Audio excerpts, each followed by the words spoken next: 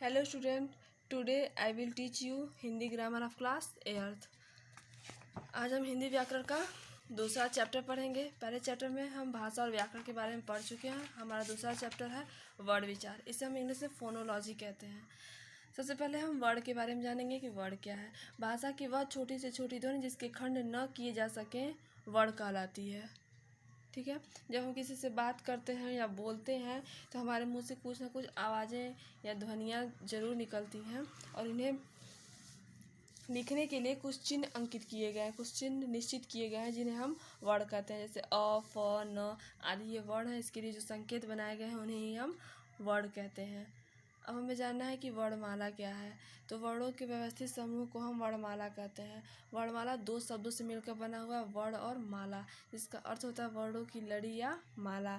और इसमें कुल 48 वर्ड यानी 48 वर्ड होते हैं। वर्णमाला में टोटल 48 वर्ड होते हैं। और वर्णमाला को हम 3 भागों में विभाजित कर सकते हैं, स्वर, व्यंजन और अयोगवा। सबसे पहले हमें जानना है कि स्वर क्या है। जिन वर्णों का उच्चारण स्वतंत्र रूप से बिना किसी अन्य वर्ण की सहायता से होता है वे स्वर कहलाते हैं। और हिंदी में स्वरों की संख्या 11 है, यानी कि हिंदी में टोटल 11 स्वर हैं। जैसे अ, आ, ई, उ, री, ए, ओ और औ। और स्वर के भी भेद किए गए हैं। स्वर के कितने भेद किए गए हैं? 3 भेद किए गए, ह्रस्व स्वर, दीर्घ स्वर और प्लुत स्वर। सबसे पहले हम ह्रस्व स्वर के बारे में जानेंगे। ह्रस्व स्वर क्या है? ह्रस्व मीन्स होता है छोटा।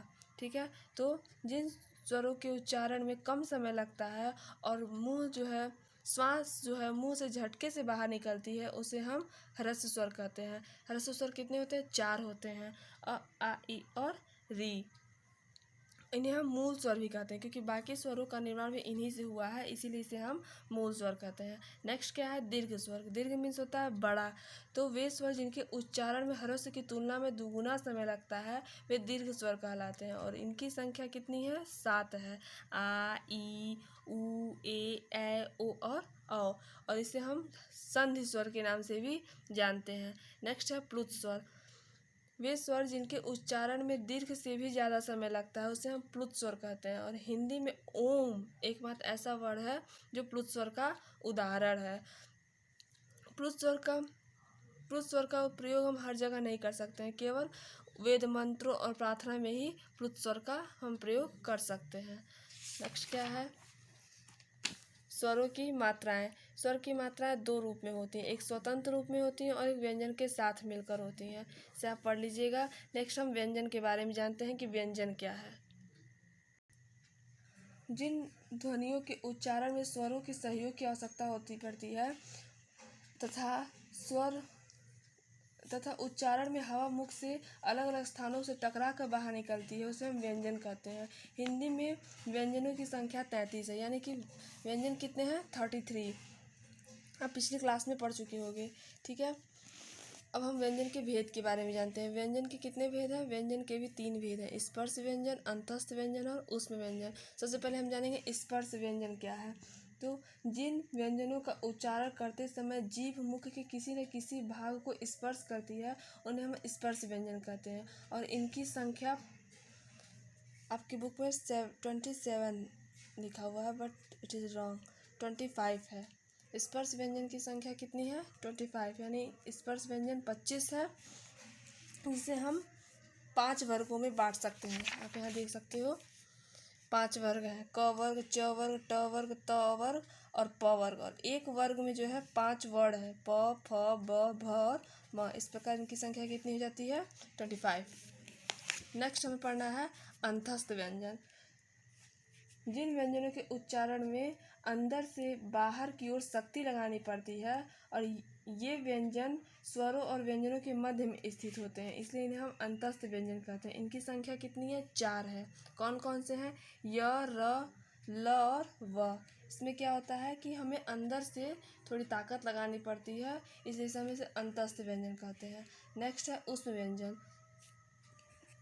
इन व्यंजनों के उच्चारण में एक प्रकार की सुरसुराहट सी होती है, अर्थात बोलते समय वायु जो है रगड़ खाती हुई मुख से बाहर निकलती है, जिससे ऊष्मा उत्पन्न होती है। हमें थोड़ी ज़्यादा ऊष्मा लगानी पड़ती है, इसलिए इसे हम ऊष्म व्यंजन कहते हैं। इनकी संख्या भी 4 है, श, ख, श, ह। जब हम बोलते हैं तो हमें थोड़ी ऊष्मा ज़्यादा लगानी पड़ती है, इसलिए हम इसे ऊष्म व्यंजन कहते हैं। अब हम अयोग वाह के बारे में जानेंगे कि अयोग वाह क्या है। अयोग वाह ऐसे वर्ण होते हैं जो न ही व्यंजनों के मेल से बनते हैं और न ही स्वरों के मेल से बनते हैं, ठीक है। और अयोग वाह के 3 रूप होते हैं, अनुस्वार, अनुनासिक और विसर्ग। अनुस्वार क्या है?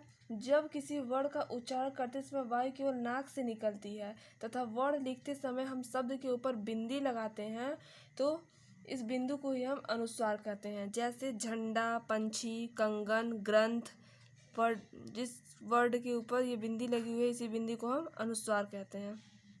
नेक्स्ट है अनुनासिक। तो जिन वर्णों के उच्चारण में हवा नाक और मुंह दोनों से बाहर निकलती है उन्हें हम अनुनासिक कहते हैं और इन्हें लिखते समय शब्द के ऊपर हम चंद्र बिंदु लगाते हैं, ठीक है।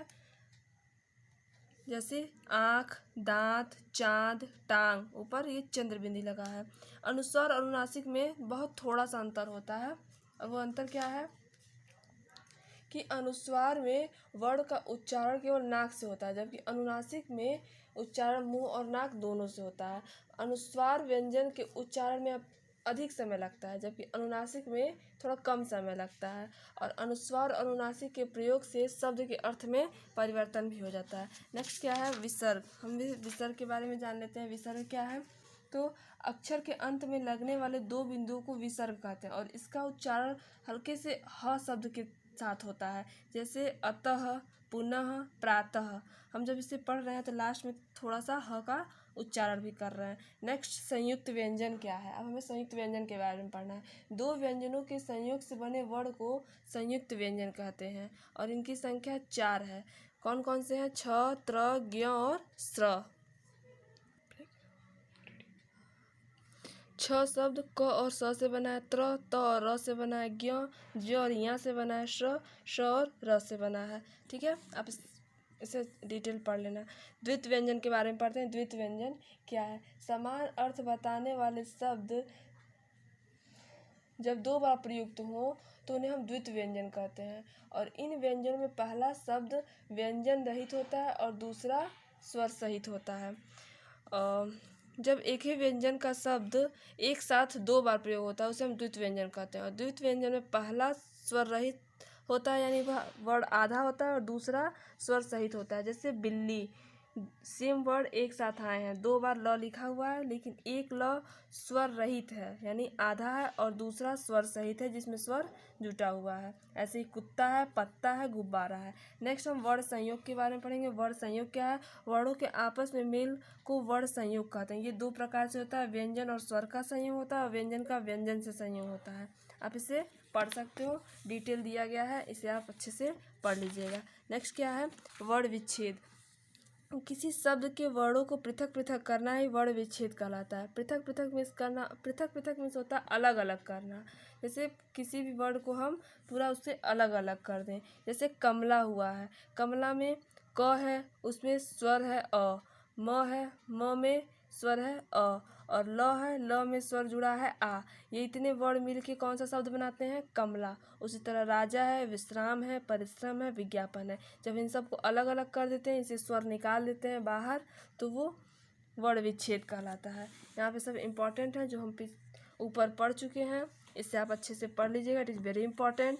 नेक्स्ट है अभ्यास कार्य। निम्नलिखित प्रश्नों के उत्तर लिखिए। ये सब मैं आपको नेक्स्ट वीडियो में कंप्लीट कराऊंगी। आगे क्या दिया हुआ है? उपयुक्त शब्द चुनकर रिक्त स्थानों की पूर्ति कीजिए, उचित विकल्प चुनकर सही विकल्प लगाइए। ये सब आप चैप्टर को फिर से पढ़ेंगे और खुद से कंप्लीट करेंगे। नेक्स्ट वीडियो में हम इसे डिस्कस कर लेंगे। ओके, आगे क्या दिया हुआ है? रेखा खींच कर मिलान करना है। ओके स्टूडेंट्स, मैंने चैप्टर पढ़ा दिया, आप इसे फिर से पढ़ेंगे और ये अभ्यास कार्य कंप्लीट करेंगे। नेक्स्ट वीडियो में हम इसके बारे में डिस्कस करेंगे। Okay, thank you.